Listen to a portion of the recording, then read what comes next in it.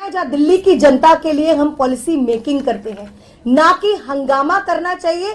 और साथ ही राजनीतिक अखाड़ा, आपने 2 दिन देखा होगा कैसे हंगामा करके भारतीय जनता पार्टी के पार्षदों ने एक दिन भी हेल्दी डिस्कशन नहीं होने दिया।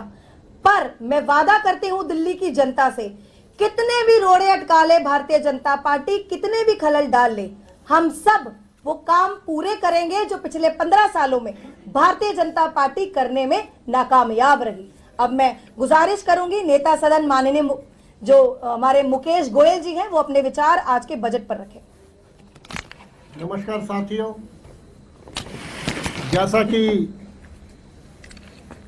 आप पिछले 3-4 दिन से देख रहे हैं, 5 तारीख से हमारे सभी सदस्यों ने बजट के ऊपर अपने विचार व्यक्त करने शुरू किए। 5 तारीख को सदन चला, छोटी मोटी छीटाकशी के बीच में पूरे दिन सदन चला। लेकिन 6 और 7 तारीख को जो विपक्ष का रोल था, जो उन्हें चर्चा में भाग लेना चाहिए था, यदि उनको कोई सुझाव देने चाहिए थे या उन्हें कोई विरोध करना चाहिए था तो वो वहाँ करते। लेकिन आपने देखा ना 6 तारीख को उन्होंने चर्चा होने दी, ना 7 तारीख को चर्चा होने दी। आज भी उनकी प्लानिंग यही थी कि किसी भी कीमत पे बजट को पास नहीं होने देना है। लेकिन यदि आज हम बजट ना पास कराते तो आपको पता है 2-3 दिन के बाद अगर जो बजट पास नहीं होता तो हमें अपने कर्मचारियों को सैलरी देने के लिए भी दिक्कत पैदा होती। इसलिए यदि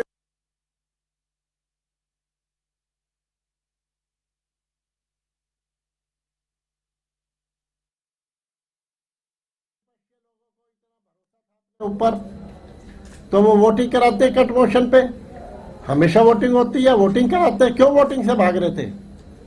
क्यों अपनी बात रखने से पीछे भाग रहे थे?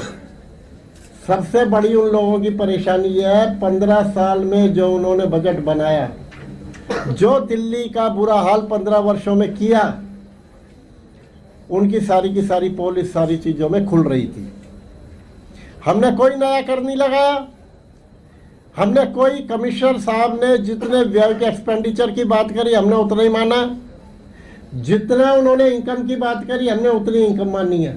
हमने अपनी तरफ से ये नहीं कहा, जैसे पहले आप लोगों ने देखा होगा कि बजट के अंदर कमिश्नर की आती थी कि इनकम होगी 8,000 करोड़ और खर्चा होगा 6,000 करोड़, तो क्या करते थे, इनकम दिखा देते थे 15,000 करोड़ और खर्चा हो जाता था 12,000 करोड़। ना 15,000 करोड़ आते थे, ना 12,000 रुपये करोड़ का खर्चा होता था। जो कमिश्नर साहब के एक्सपेंडिचर और इनकम है वही हमने इसमें लिया। हमने अपनी तरफ से कोई परिवर्तित नहीं किया।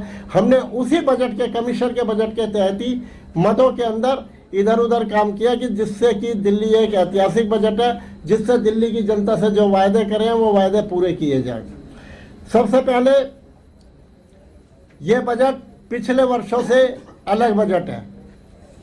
पहले बजट अधिकार क्षेत्र में आता था, हमारे निगम पार्षद परेशान होकर घूमते थे, कोई किसी अधिकारी के चक्कर काट रहा है, कोई किसी अधिकारी के लिए चक्कर काट रहा है।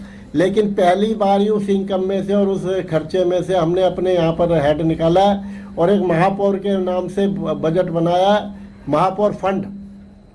उसके अंदर 500 करोड़ रुपए रखे हैं और उन मदों में से ही कटौती करके रखे और वो उन मदों में से भी वो रखे जो वो यूज नहीं कर पा रहे थे। उनकी मदों में पैसा पड़ा था लेकिन वो उस पैसे का सदुपयोग नहीं कर पा रहे थे। अब निश्चित तौर पे हमारे पार्षदों को, चुने हुए प्रतिनिधियों को अधिकारियों के चक्कर नहीं काटने पड़ेंगे। अपने चुने हुए प्रतिनिधि थे, उन्हें बजट मिलेगा। मेरे को तो एक चीज समझ में नहीं आती, जब कोई बात होती है तो यूं कहते हैं जनप्रतिनिधियों को ज्यादा अधिकार मिलने चाहिए। बड़ी खुशी होती भाई जब जनप्रतिनिधि, आज महापौर हमारी पार्टी के, कल को महापौर दूसरी पार्टी की भी तो बन सकती है। क्या परेशानी है?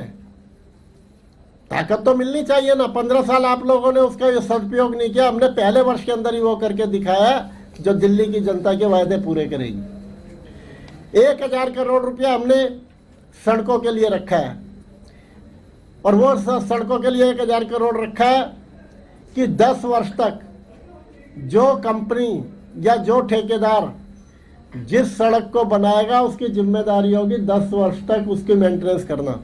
आपने देखा होगा आज सड़क बनती है, ठेकेदार की पेमेंट हो जाती है, 6 महीने के बाद ही ठेकेदार भाग जाता। सड़क का क्या हाल होता है आपको पता है, दिल्ली का क्या हाल है।